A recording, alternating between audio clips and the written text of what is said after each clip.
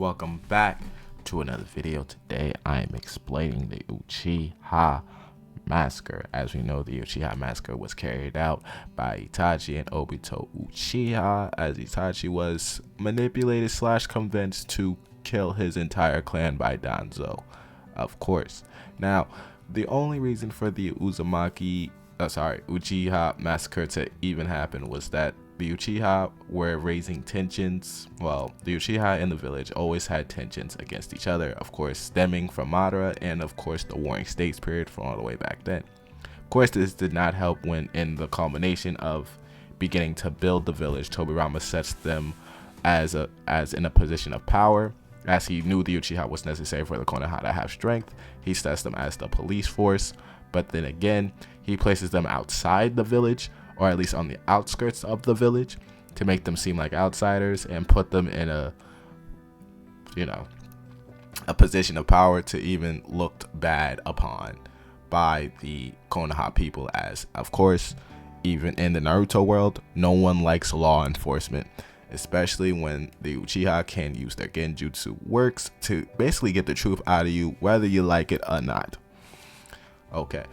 Of course, the tensions continue to spill over as when the Kurama attack happened, the Nine Tails attack happened on the Leaf, ended up killing the Hokage, and the suspicion was that the Uchiha, only an Uchiha can control the Kurama thing, and of course they knew about Fugaku's wicked eye, saying, hey, it had to be one of y'all.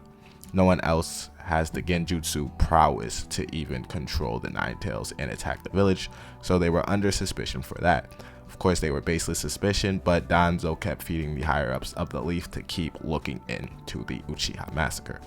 Hiruzen or Minato thought they can at least settle these indifferences within the village, of course, by bringing them more in through democratic practices of the village, of incorporating them more into the village as time went on. So they were trying, but Danzo was like, nah. Of course, the Uchiha head, Fugaku Uchiha, did not want to perform a coup d'etat against the Leaf. Of course, he saw that as thoughtless, of course, because the Leaf would have decimated the Uchiha. There would have been major losses on both sides, but the Uchiha would have lost in a coup d'etat attempt. Either way, the Uchiha people, of course, upset that Minato was picked as the fourth Hokage, continued to pressure Fugaku, and even after the Kurama attack, pressured Fugaku, of course, to perform the coup d'etat, try to overthrow the Leaf government, because they just opposed the Uchiha for long enough and they were sick of it. Of course, Itachi and Shisui, who was a double spy for the Uchiha and the Leaf, goes up and tells the higher-ups, and Danzo, of course, starts to play into their minds.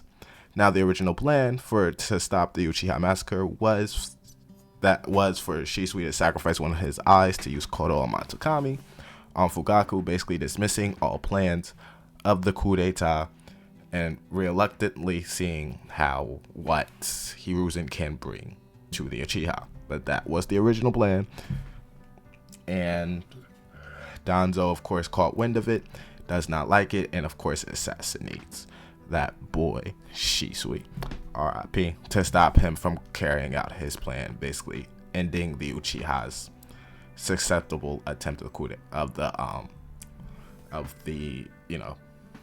d'etat.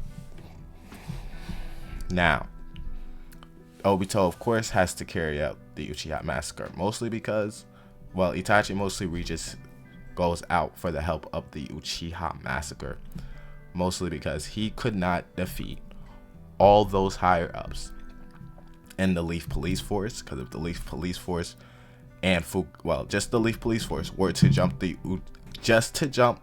Itachi would have lost. He could not handle all those skilled shinobi at the same time, no matter how much of a protege is.